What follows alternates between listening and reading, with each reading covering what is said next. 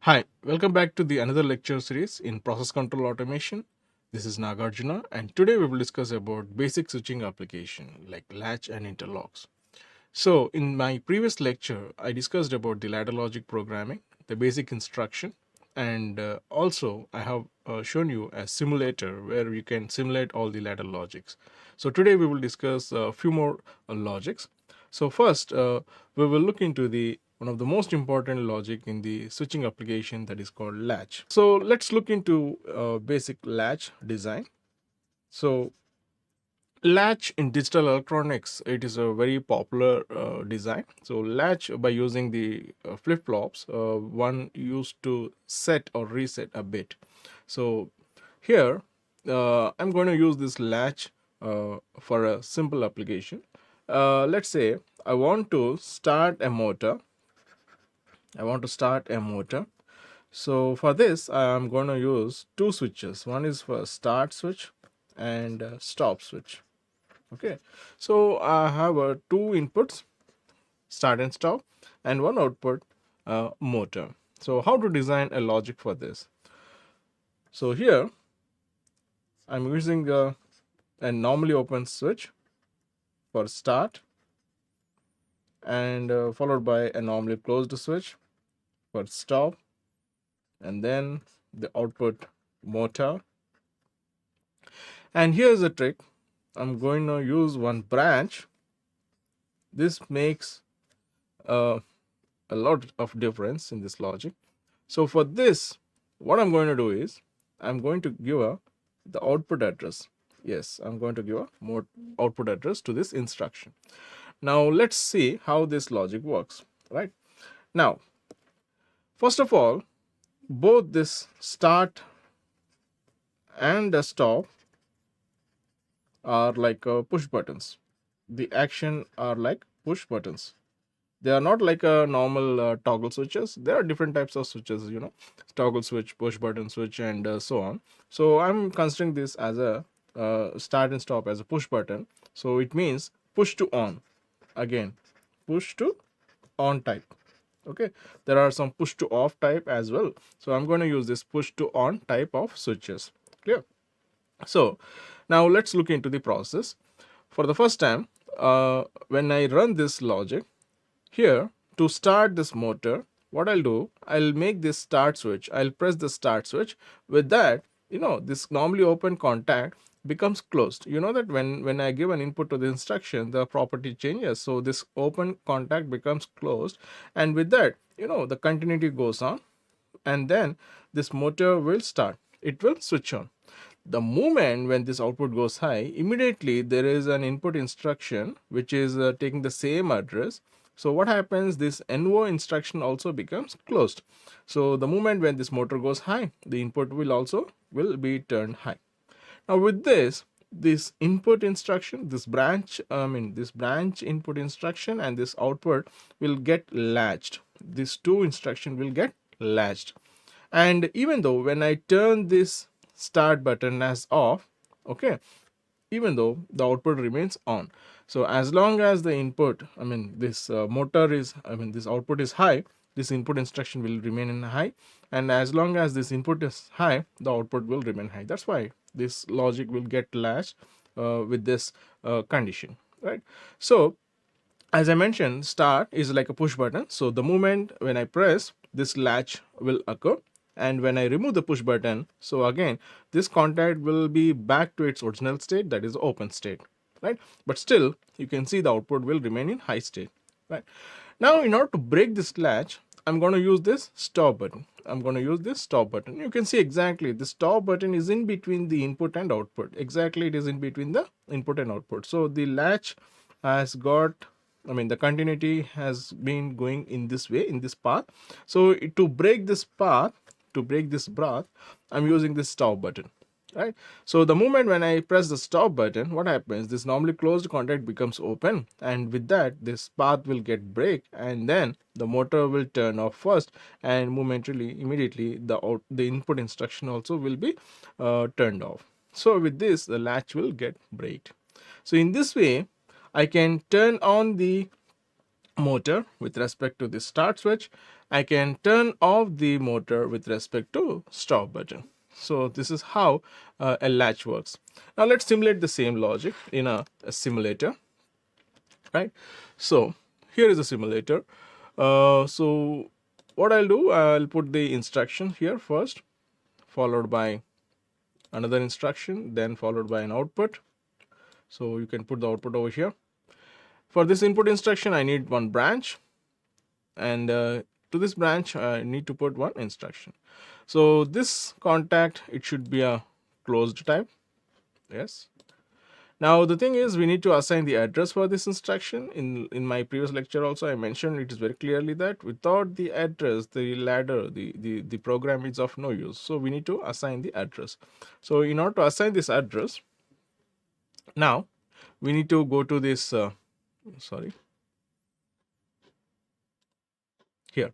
So just define the variables for this. So I'm going to define the start, it's a boolean type, submit.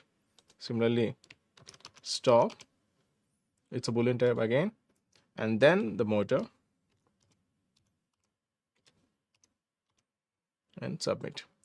Okay, so all the three are boolean types. So assign the address. So this has a start, close, this has stop, close, and this is one as a motor. Same is with this. Okay, now the designing part is done, and now let's simulate this logic. So I'll click on this run button. Now you can see that as of now the motor is off.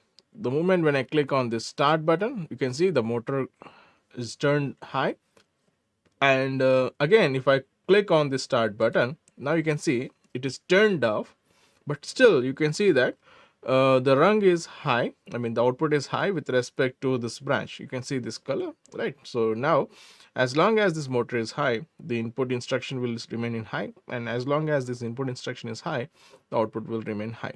So this is a latch.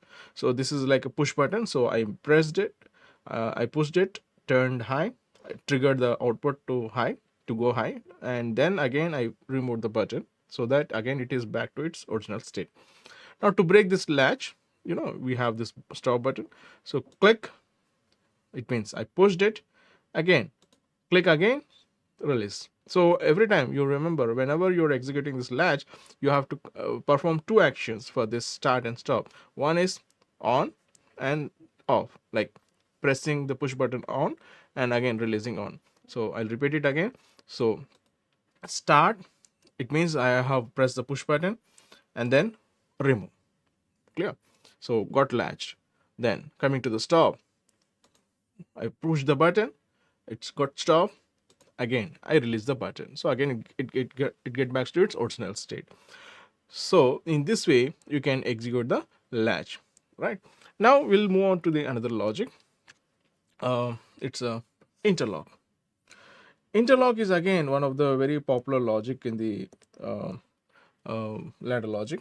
So interlocks are mainly used, say for example, the same example, we take a motor. Basically a motor runs in a forward direction as well as in the reverse direction. So suppose if I have a dedicated switch for the forward and reverse, then when I push the forward switch, the motor runs in a forward direction. When I press the reverse switch, then the motor runs in the reverse direction. What if I press both? Right? If I press both, then the motor should stop. That's where the interlock comes into the picture, right? So if you have a specific path, and if you have a particular event to be triggered, and simultaneously if the user press two buttons at the same time, then you can prevent that by using the interlock. So now I'm going to design a two input interlock. It's again very simple. So in this two input interlock, you have two inputs. In the name itself, you can understand two inputs and two outputs. Okay, so for this I'm going to use two normally open instruction followed by a normally closed contact. This is a switch 1, and this is my output 1 or out 1. Similarly, I have another. This is switch 2 and this is out 2. Okay, now you can see that when the switch is pressed, there is a contact which is already closed, and the continuity goes on, and it makes the output to go high, right? Similarly, when I press the switch 2 alone, then again this next instruction is closed, the continuity goes on, and you will get output 2, right? But when I press both the switches, switch 1 and switch 2, in that case, what I said, I need to stop the output. So none of the output should turn high. So for that, what I'm going to do is, I'm just putting this address, switch 2 address, to this instruction. Similarly, this switch 1 address to the second instruction. So with this, what happens, see, when I select the switch 1 alone, it means when this contact is closed. So here what happens, this becomes open. It means there is no way for the second rung to go high. Why? Because this instruction is open, isn't it? So you will get only output 1 as high. Similarly, the vice versa, when I select switch 2 alone, right, in that case what happens, this instruction will get open. This gate will get open, and it means there is no way for switch 1. It means you will get only output 2 but not output 1. So as long as when you select any one, the output will go high perfectly without any issue. But when you select both, when you select a switch 1 and switch 2, which means both these instructions will get open, so no way for the output, so none of the outputs will turn high, right? So this is how a 2-input interlock works. Let's simulate the same again in our simulator. We'll do this now. Stop this. Here again, for this I have to define a new variables, say switch 1 submit, switch 2 submit, out 1 submit, out 2 submit. Okay, so here what I'll do, I'll remove, or else let it be, I'll take one new rung. Okay, so this is a new rung. So, and in the ladder logic, whenever I add a new line, this is called rungs. So this is nothing but a rung. So this is rung 1 and this is rung 2. So now I'm going to design my interlock in the next rung. So normally open, another instruction followed by output. Similarly, I need one more rung, normally open, and then output. So this instruction need to be changed with the normally closed. Yes, again this one also need to be changed with normally closed. Now it's time to assign the address. So this is a switch 1 and this is switch 2. Again this is a switch 1, sorry, this is switch 2, and this one is a switch 1. Okay, it's an interlock, and this is out 1 and this as out 2. Okay, so switch 1, switch 2, 2 inputs, and out 1, out 2, right? Now let's simulate this. Now you can see, I'll select the switch 1 now. You can see the out 1 is turned high, right? Similarly, if I select switch 2 alone, then I can see, you can see that the output 2 is going high. It means when switch 2 is selected, you see this contact, this NC normally closed contact, now it is in open. It means now there is no way for this out 1. So if I press the switch 1 again, so you can see both the switches are high, but you can see none of the outputs are high. It means now these two instructions are blocking the way, though the inputs are high but none of the outputs are high, so it is preventing. So this is how a 2-input interlock will work, right? So in the same way, one can able to design a 3-input interlock as well. So how to design a 3-input interlock? Again, simple. Here again I'll use one more switch, switch 3 and out 3, right? Take a new rung again. Here input, so this is a switch 3 and this one.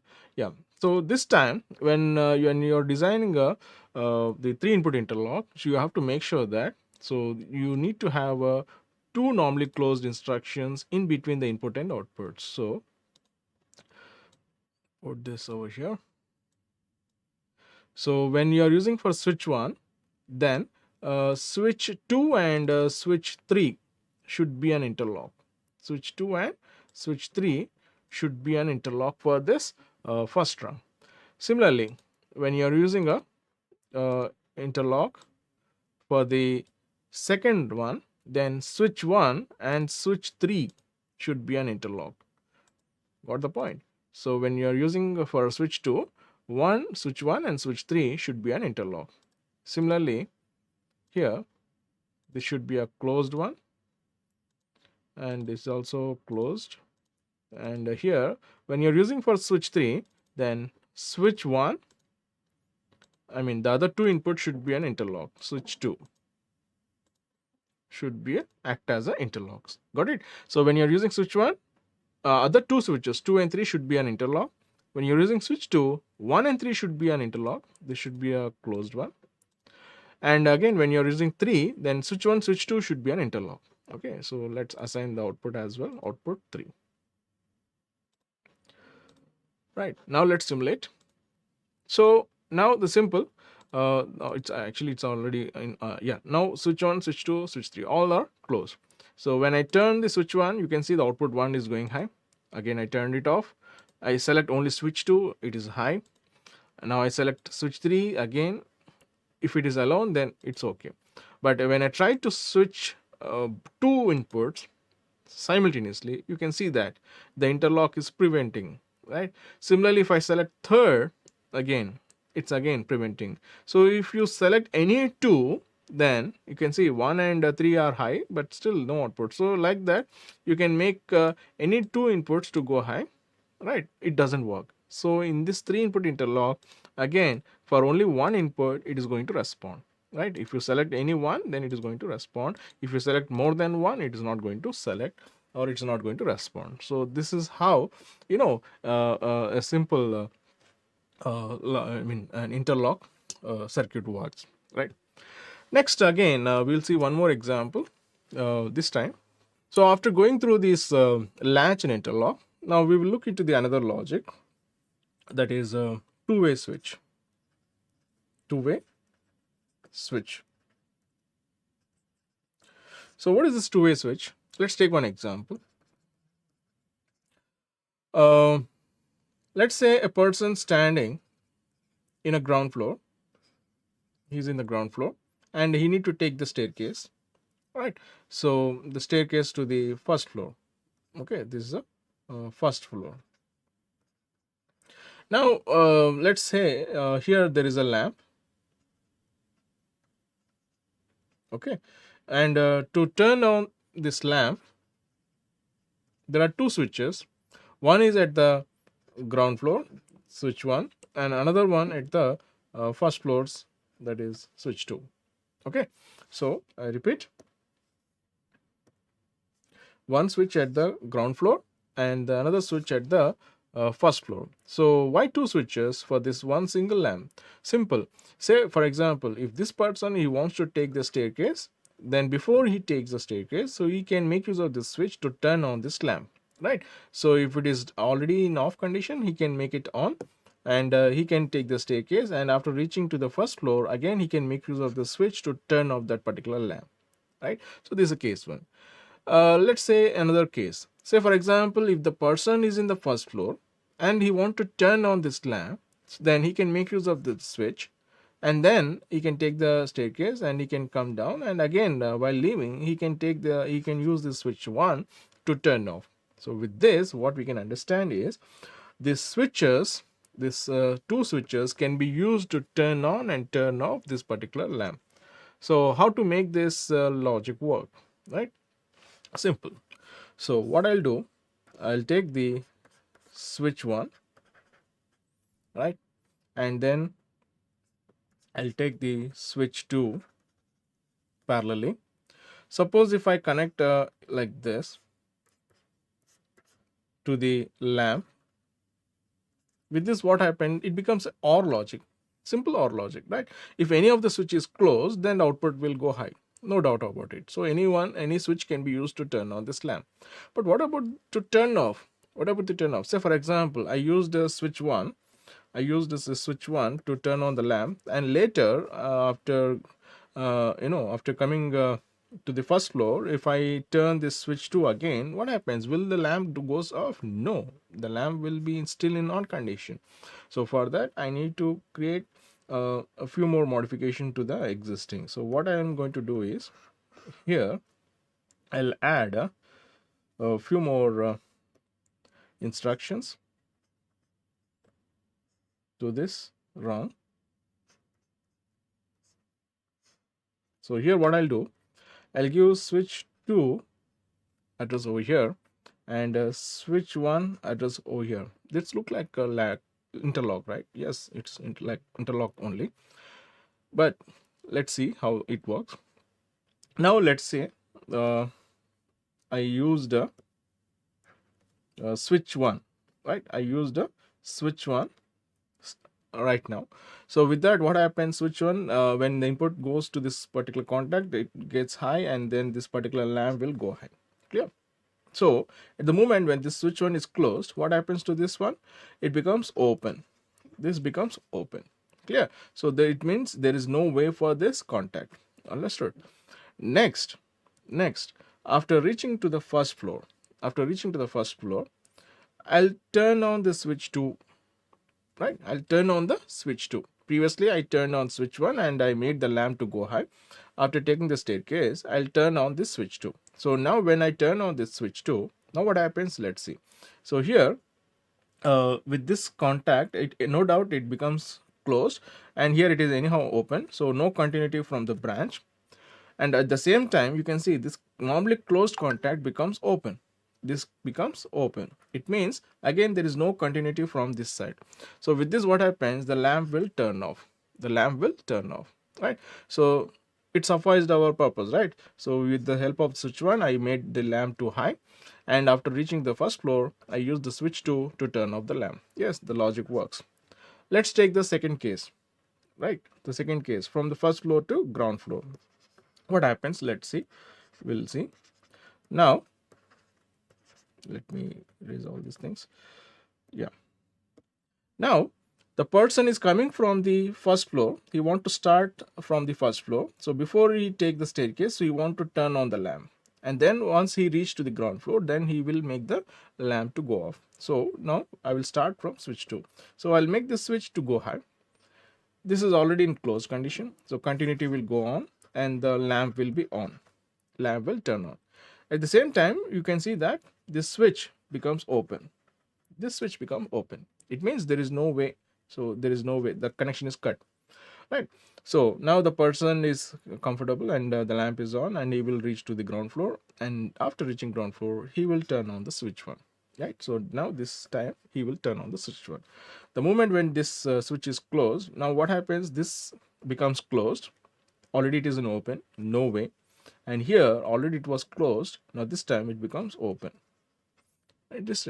So with this, the connection will cut. So which means now the lamp will turn off. Clear?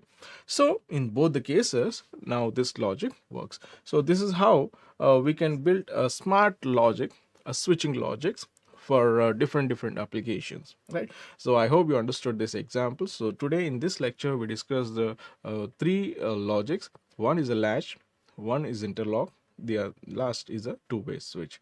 We will discuss a more similar kind of logics in the next upcoming lectures. Thank you for listening. Like, share, comment, and subscribe VNR Digital Learning Resource YouTube channel.